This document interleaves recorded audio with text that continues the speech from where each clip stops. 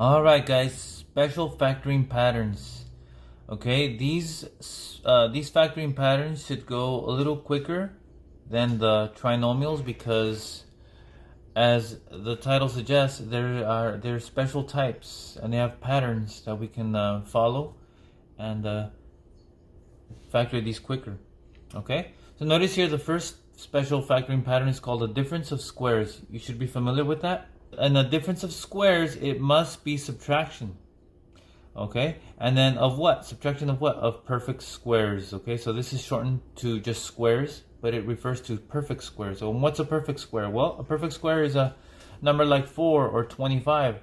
Numbers that you can take the square root of and get a whole number. Okay, for example, the square root of 4 is 2, the square root of 25 is 5, the square root of 49 is 7, 16 is 4, and so on. Okay?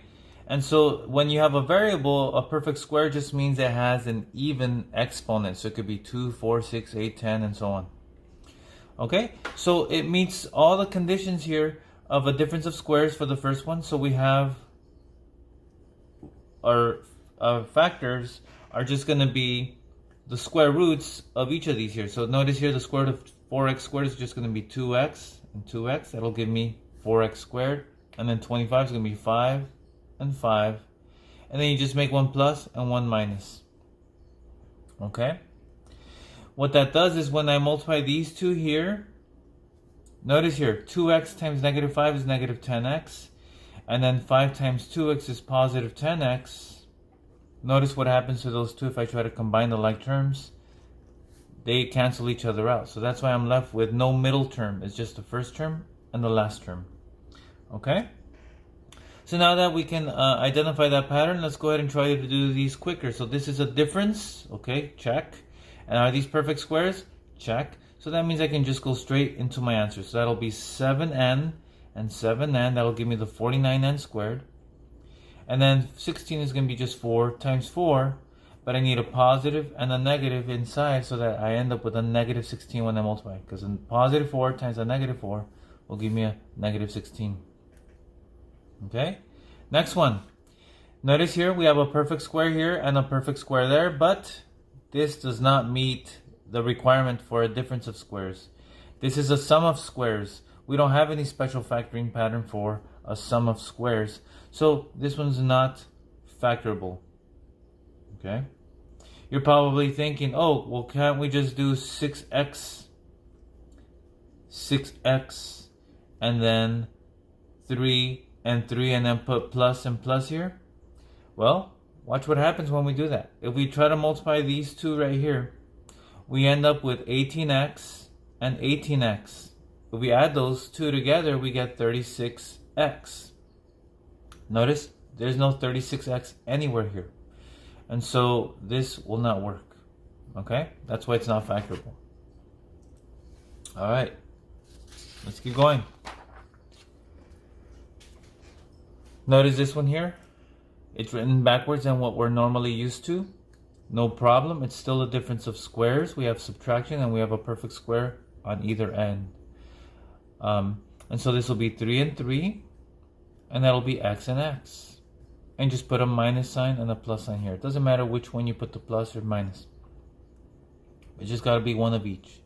Okay? Notice it's important that the 9 is positive. So that's why you put those two first, the 3's. Don't write x minus 3 and x plus 3. That'll give you x squared minus 9. We want 9 minus x squared. So this is what will give us that. Take a look at this one here. Remember I said as long as the exponent is even, we can have a perfect square for the variables. So notice it's a difference of squares then. We're subtracting. So this will be x squared and x squared for the first term. And then y squared and y squared for the second one, and just put a plus and a minus here. Okay, but we're not done yet because notice we have another difference of squares in this parentheses. Notice even exponent, that means they're perfect squares and we're subtracting, so that makes it a difference of squares. So this will create two more factors and we just factor it just like the other ones. Okay, split up the x squared into x times x. Split up the y squared into y times y, and put a plus and the minus sign into the parentheses. And then just bring down this one here, x squared plus y squared. Notice we don't have a sum of squares pattern, so that one just stays as is. This one, however, is completely factored out. Notice we have a difference here, but they're not perfect anymore because it's a odd exponent. So that means we're done. Okay. Last one here. Notice here we have a perfect square here because it's an even exponent, and right here 81 is a perfect square also. So difference of squares. So we're going to do x squared and x squared. That'll give me the x to the fourth. And 81, that'll just be 9 times 9. Notice a perfect square. So we put a plus sign and a minus sign. And once again, we have another difference of squares inside this parentheses, just like we did up here. So that means this is factorable still. And so we factor this out. This will be x times x. And then 3 times 3. Then you have a plus sign and a minus sign, and bring the other one down. Okay? That's it for that. That's your special factoring pattern, differences of squares. Now let's move on to perfect square trinomials. Now this is similar to the difference of squares, but this time we have a middle term here. Okay? So, how do we do these? Well, there's a pattern for these as well. We're going to have two factors still. Notice here, the first term and the last term are perfect squares, like when we were doing a difference of squares right now. So all these will have that in common also. Perfect square. So just split it up. X times x is x squared.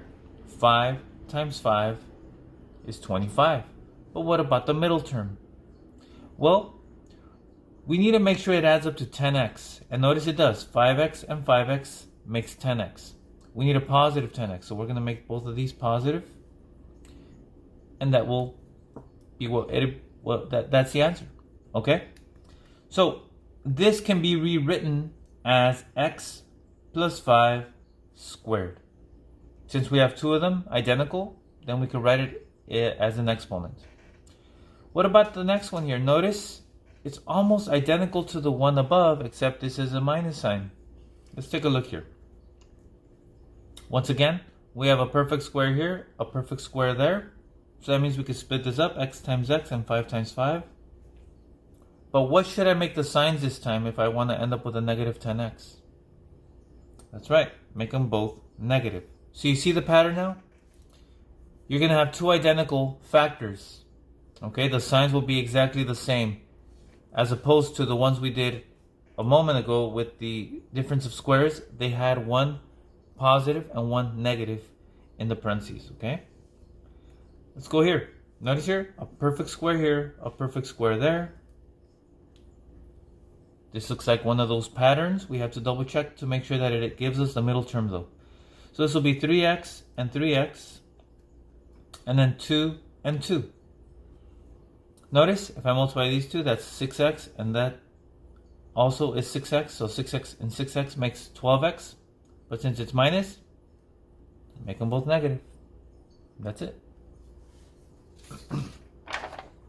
Try these on your own. If you feel comfortable, you feel confident, go ahead and try them, and then press play to see the answer. So, I notice perfect square here, perfect square there. So that's going to be 5t, 5t, and then 3 and 3. Okay? Since the middle term is negative, I'm going to make both of these negative. That should take care of the negative 30t. So let's see. 15 and 15, yep, that makes 30. So that'll give us a negative 30t. Last one here. Notice here, 36x squared and 49 are perfect squares, so that'll be 6x and 6x. 49 is 7 and 7. And we have a negative there, so let's make these negative. But let's double check to make sure this will give us negative 84. So negative 42x and negative 42x. Yep, that gives us negative 84x. Okay, and that's the special factoring patterns for today.